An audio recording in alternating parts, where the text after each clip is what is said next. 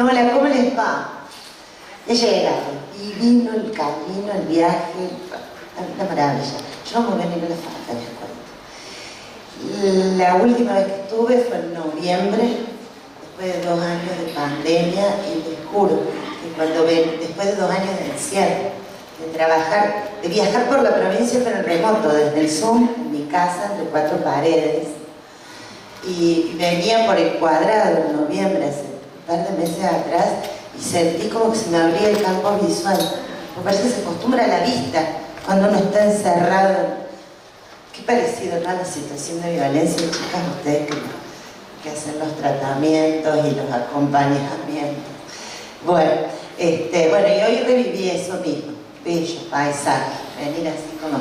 Yo que vengo de la ciudad, que es todo entre muros, es todo gris, es todo está todo el mundo malo, todo el mundo enloquecido. Es como otra cosa. Estas chicas divinas, chicas y chicos y chicas, del área de género, me pidieron que hablara de estrategias para la prevención de violencia.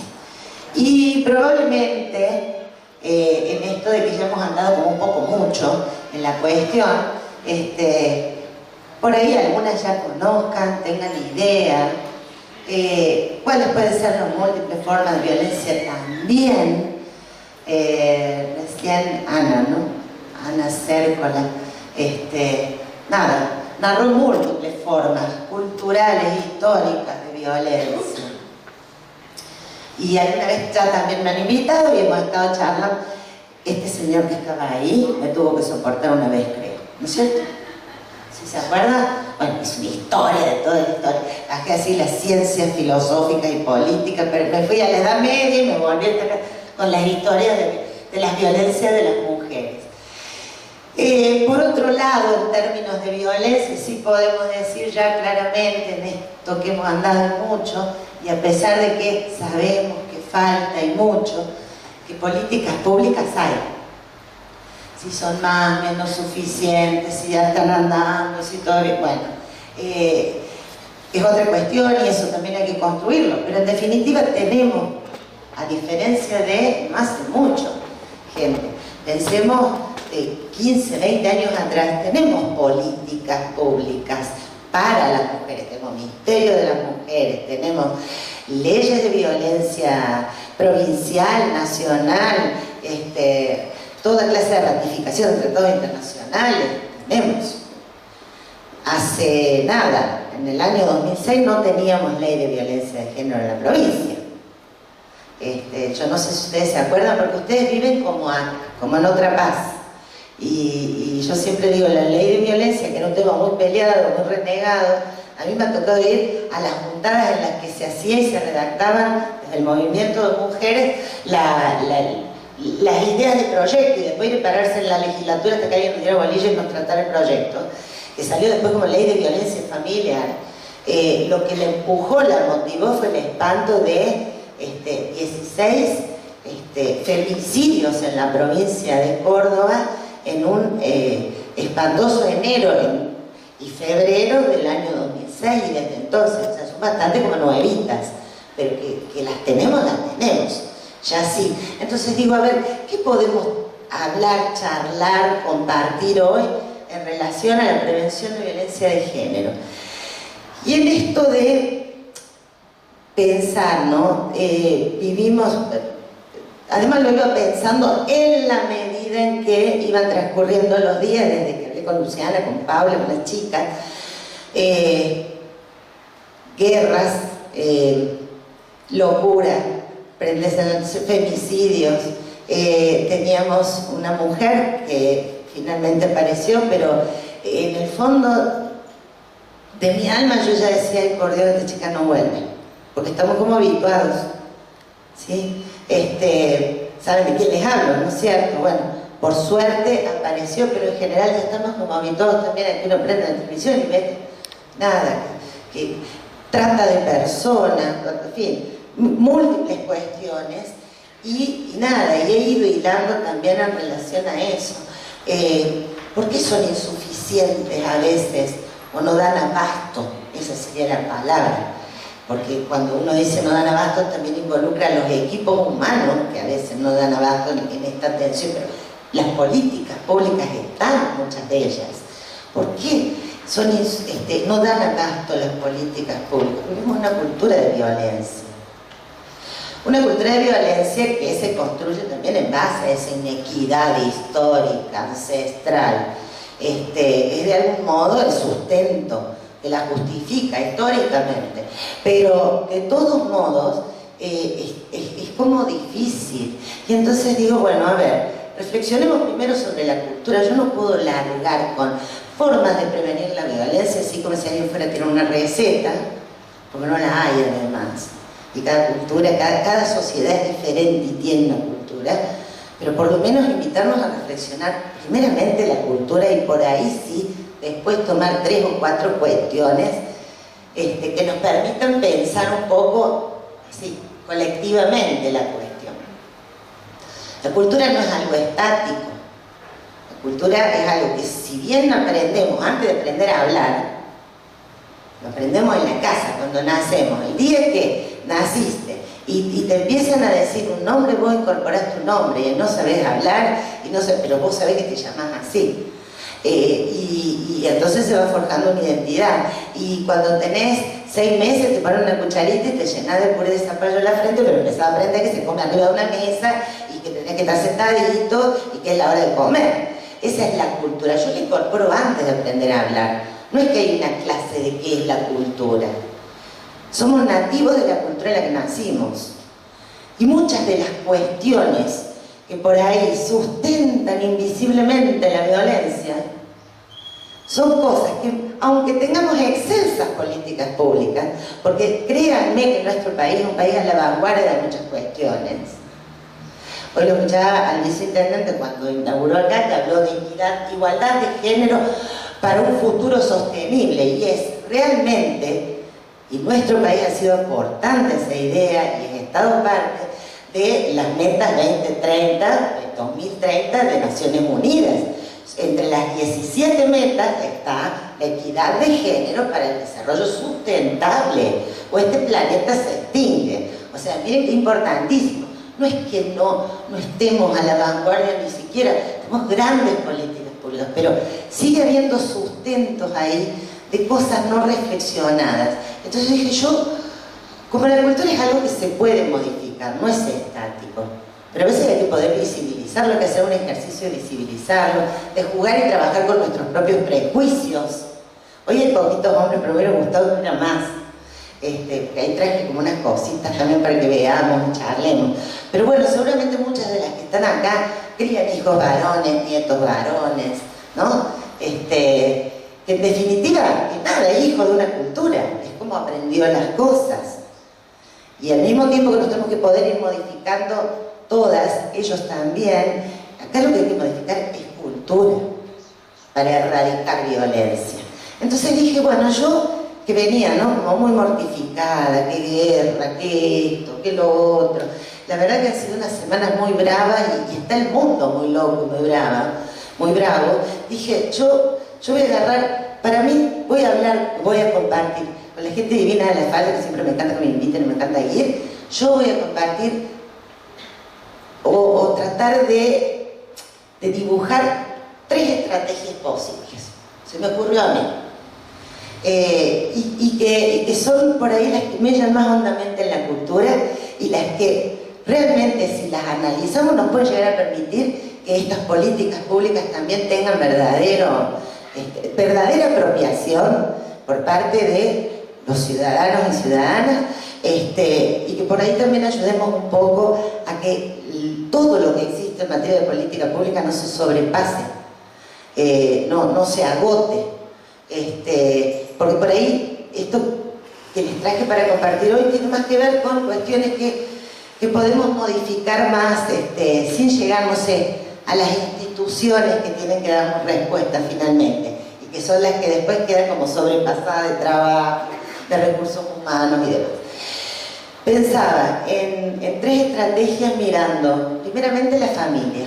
En primer lugar, donde empezamos a conocer y entender cultura, ahí. Segundo lugar, la escuela. Y en segundo lugar, lo comunitario. Pensé en el barrio, en el vecindario. Entonces dije, a ver, ¿qué cosas así, no? Como ciudadanos de a pie, podemos también modificar en esto de pensar una historia de la humanidad que ha sido profundamente violenta con las mujeres, en el sentido de que no les permitió nunca, como decía Ana, decidir sobre sí mismas.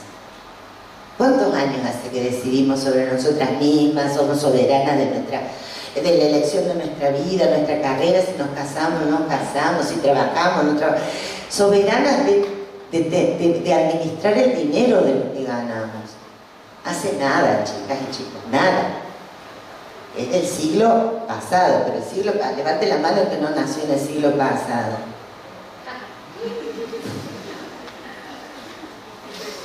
Bueno, todas, no, acá todas nacimos ahora, ya, ayer. Bueno, pero digo, miren qué nuevitas somos dentro del sistema también, ¿no? Entonces, si venimos de una historia de desigualdad y de violencias, en algún lugar también tenemos que poder analizar esto de la historia nuestra, que empieza también la historia. Volvamos a la historia grande en la chiquita, ¿no? En cada individuo. ¿Dónde empieza a dibujarse y a escribirse nuestra historia? En casa. En la casa, y dependemos del afecto, de lo que nos enseñan, de lo que nos digan. ¿Cuántas cosas? Y yo hoy les traje algunos cortitos donde van a ver gente que, si uno lo mira desde afuera, son buena gente. No les traje escenas de violentos, ni de mujeres.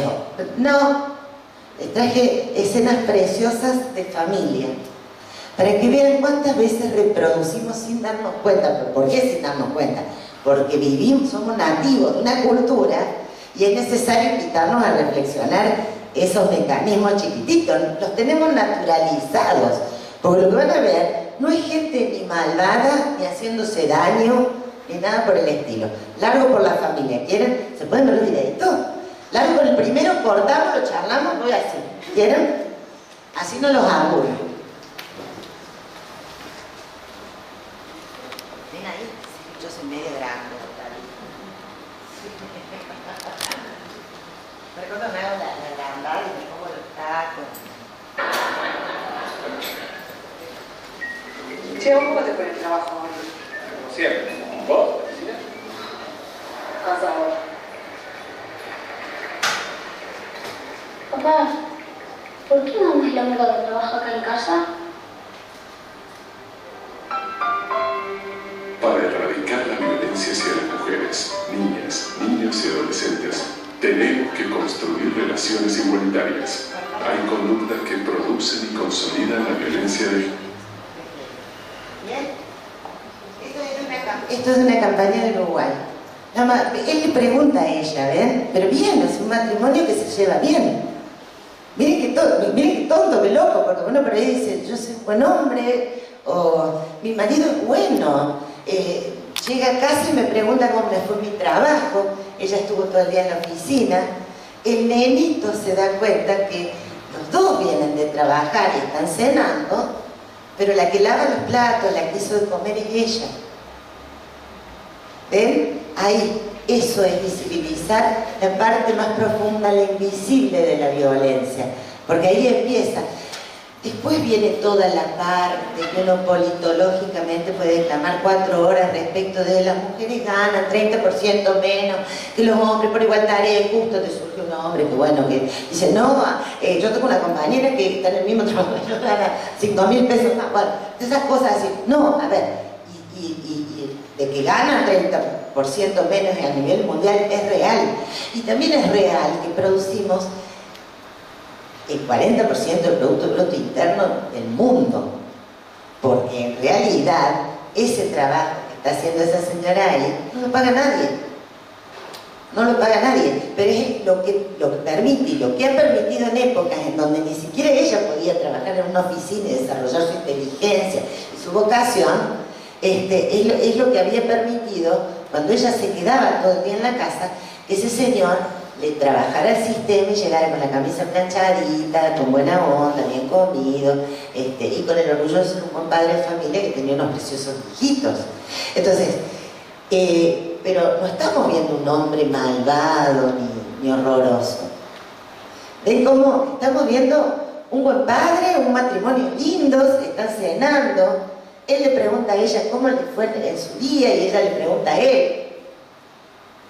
Y no están visibilizando que por ahí podrían compartir las tareas del hogar también, ya que los dos comparten la tarea de aportar económicamente al hogar, o las tareas de cuidado de los niños. Bien, ¿tienen algo para decir al respecto? ¿Les gustó? ¿Tienen otro? Por ahí lo ven como algo que les ha pasado alguna vez en sus casas, o que es aprendido, si no lo vemos, no lo podemos hacer notar, es como difícil que nos haga el clic. Es eso. Bien, vamos con el otro. Gracias, Lu.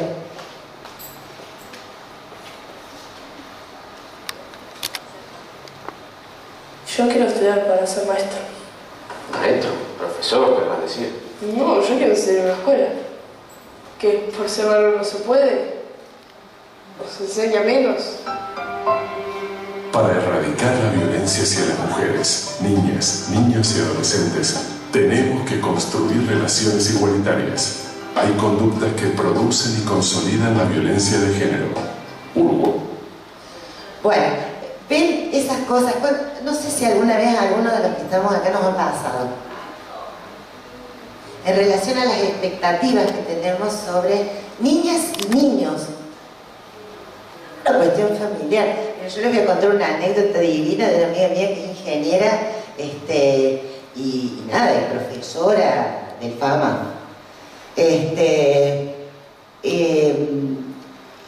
Durante toda su vida ella luchó con la obesidad.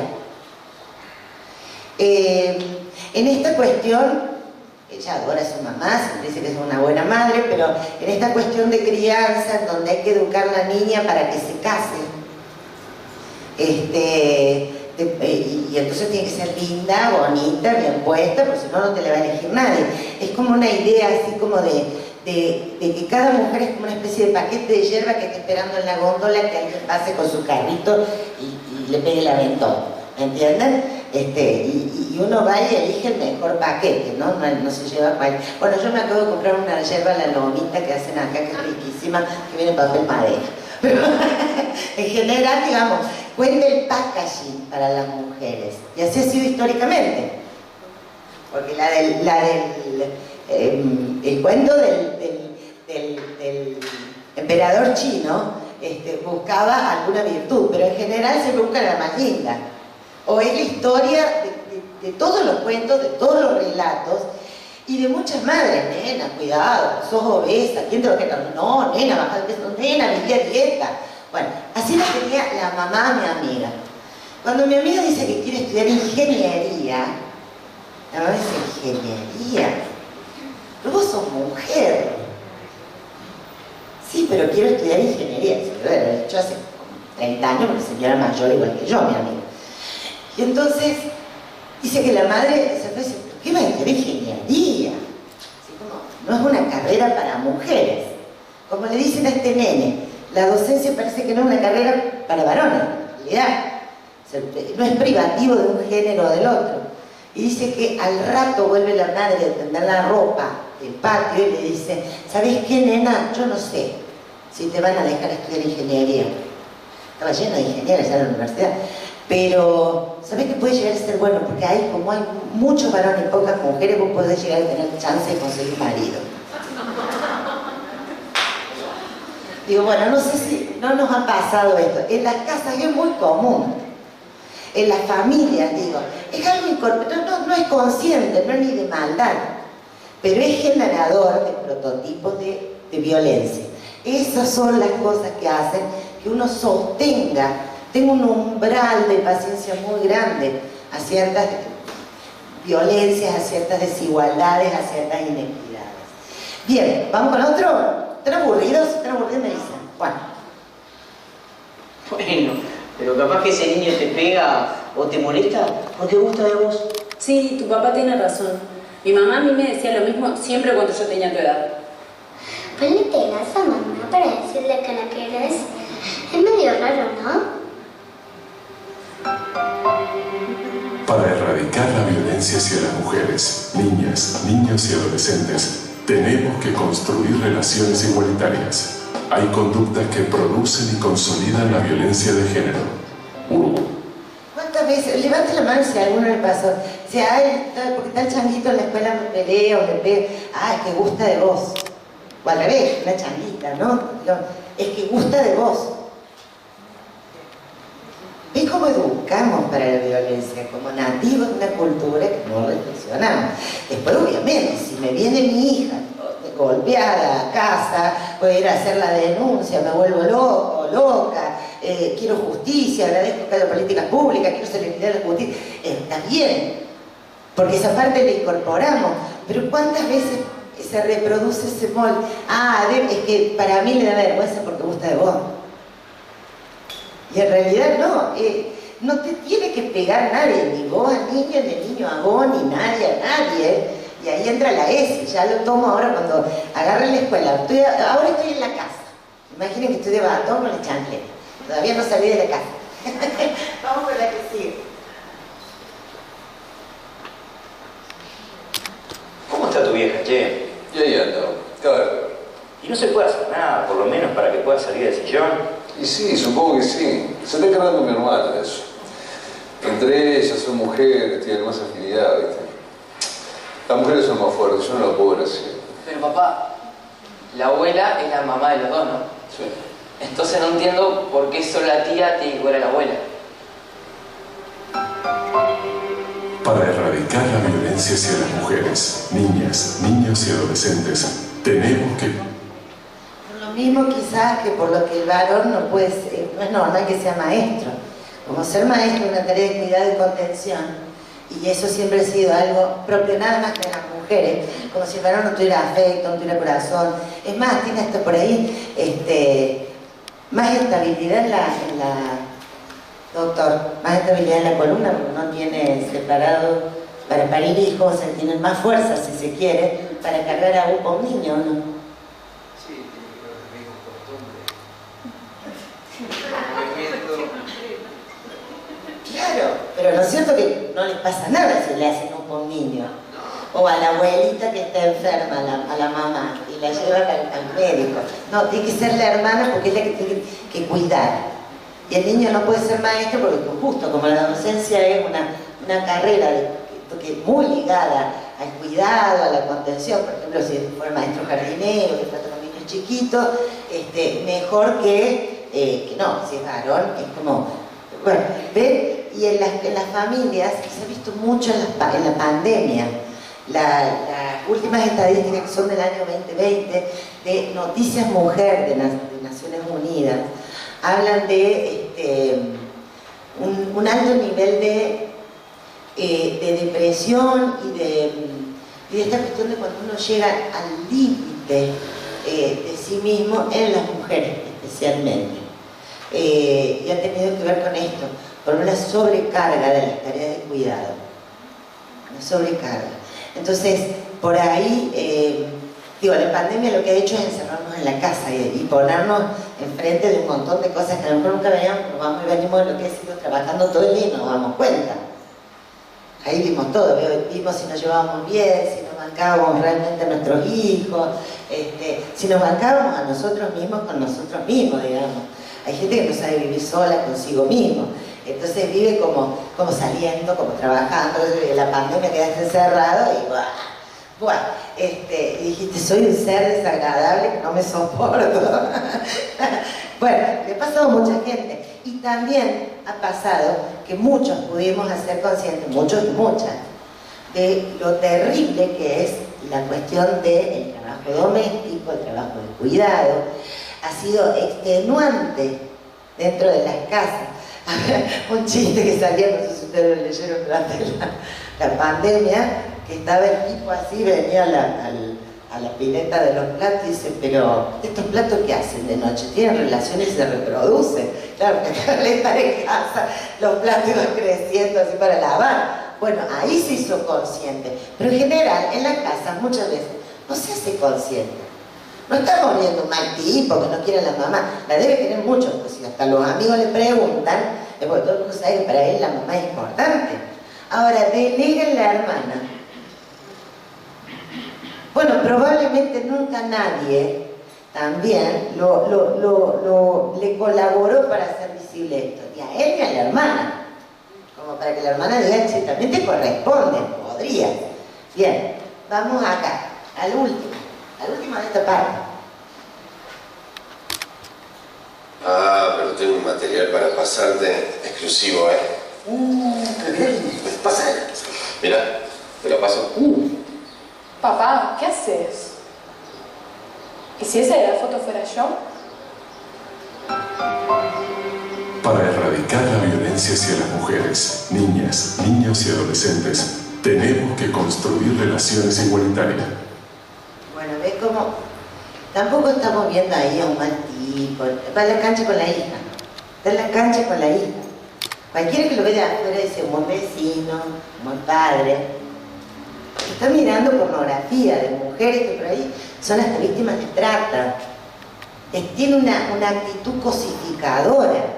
Probablemente no es un buen tipo, estoy pensando, ¿no? Yo de cada persona hago un mundo, me escribo una historia de cómo podría ser, me imagino. Pero supongamos que es un buen tipo. Como se ve ahí, va a la cancha con la hija, la quiere mucho, es buen marido. Yo soy la vecina de enfrente que miro por la ventanita todo el día chusmeando a ver qué pasa y digo, qué buen hombre. No es un mal hombre. Pero probablemente, porque la hija sí se da cuenta que es horrible lo que hace y cómo cosifica a la mujer y cómo se regodea de esta cosa que tiene que ver con esa sexualidad depredadora, la mina, que tiene las tetas, bueno, esas cosas, y a la chica la ofende, probablemente tenga que ver con una cultura familiar. A lo mejor ese señor que es muy buen padre, que es muy buen marido, que es un buen vecino, fue empujado a debutar sexualmente en un prostíbulo por tíos, padres. Nunca preguntarse si en el prostíbulo había mujeres que estaban ahí, que desempeñaban esa tarea, porque bueno, o si en realidad había niñas menores de edad que habían sido víctimas de trata. No, nunca le enseñaron a preguntárselo. Y la mamá de él tampoco, en ningún momento. En todo caso está acomodado de llevar el papá a debutar al cabaret, ¿me entienden? Bien, entonces, esta cuestión de, en las familias también, yo les tiré 4 o 5, después si quieren me dicen alguna más que se les ocurra. Tenemos que empezar a reflexionar y a cambiar actitudes, empezar a hacerlas ver, empezar a hacerlas visibles. Ahí también se sostiene violencia, que después llega grande y por eso las políticas públicas a veces no dan abasto, porque es como mucho, como hondo lo que hay. Nosotros al mismo tiempo que reclamamos celeridad en la resolución de los expedientes de violencia de género o de violencia económica, que no paga la cuota, que en realidad tendría que pagar, tendría que ser muy rápida la justicia, pero bueno, no da abasto o no sé qué. Al mismo tiempo sostenemos como madres, como hermanas de algunos hombres, algunas cuestiones que hay que empezar a ponerlas en visibilidad. Algunos hombres también, en la medida en que lo van viendo, es decir, bueno, esto se puede cambiar, tampoco estamos, no es la familia, no hay nada tan difícil de modificar. Y en realidad lo que hace es modificar cultura, que no es algo estático, pero requiere de algún ejercicio de buena voluntad para que realmente logremos esto que no me dejaba ver el tema la semana pasada, logremos erradicar en todo caso la locura de la sociedad en la que vivimos, que está llena de violencia. Y la hacemos de nada, de pelearnos con el vecino cuando se me coló en la cola del banco, bueno, esto mismo que vemos a nivel mundial, que vemos guerra, no nos damos cuenta, nos da vuelta alrededor, en el barrio, en la casa, en la familia, en la discusión familiar, y tiene que ver con mínimos mecanismos que no ponemos en cuestión. Ahí empiezan. Después crecen, ese es el problema. Pero empiezan en estas pequeñas cosas. Bien, el segundo ámbito que me parecía como bien importante era la cuestión de, y es una política pública, pero no siempre hay como la aceptación o la comprensión acerca de qué se trata de enseñar educación sexual integral en la escuela. Esa es otra estrategia. Ya vimos algunas intradomésticas. Vamos a la escuela, desde muy pequeñitos. ¿Ustedes saben lo que es la educación sexual integral? ¿No quieren que se las explique un poquito? ¿No quieren? Hago lo que ustedes digan. Bueno, no es la misma educación sexual que a lo mejor nos daban a nosotros, que tenemos casi 50. Que si se acuerdan, más o menos, bueno, con algunas modificaciones en un caso o en otro, más o menos cuando estábamos como en cuarto o quinto año, venía un doctor, más o menos cerca del mes de septiembre, previendo que no ocurriera nada detrás de ningún arbusto en el picnic de la primavera, supongo. Claro, y nos explica. Vos te acordaste de algo, me parece. Te reíste y te acordaste de algo. Bueno, y venía el doctor, o venía un doctor y una doctora. La doctora iba con las nenas, el doctor iba con los varones. ¿Se acuerdan? Y entonces te enseñaban que bueno, que el espermatozoide que está que el óvulo, después del óvulo viene una mórula, el mórula que se los 9 meses, usted está condenado. Así, la cosa, o salías de ahí atormentada, te quería ir a tu casa, no querías saber más nada, o en definitiva te sentías un absoluto pecado, ¿de acuerdo? A qué escuela fueras y qué tipo de educación sexual te daba. Bueno, pero te tenías que contar 28 días y si no eras normal, contar 28, también estabas condenado. Bien. Esa era la educación sexual, era absolutamente biologicista. La ley actual, la ley nacional, nosotros tenemos, cubre múltiples aspectos de la vida de los niños en sus distintas etapas y edades. Tiene como base filosófica la perspectiva de género, la igualdad, los derechos del niño. Se desarrolla sobre el paradigma de la promoción para la